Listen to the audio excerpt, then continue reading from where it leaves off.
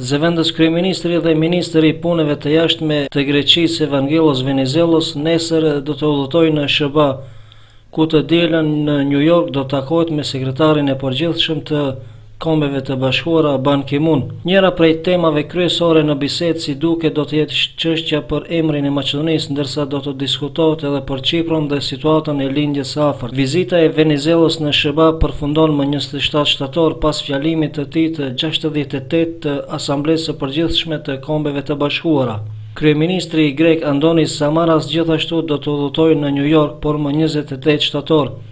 Madje zëvendës kryeministri grek më 12 shtator informoi Komisionin Parlamentar për Mbrojtje Nacionale dhe Politikë të Jashtme për takimin e tij me ndërmjetësin Metju Nimits, ku informoi se takimi i fundit në lidhje me çështjen për emrin me siguri do të mbahet në javën e fundit të shtatorit në New York.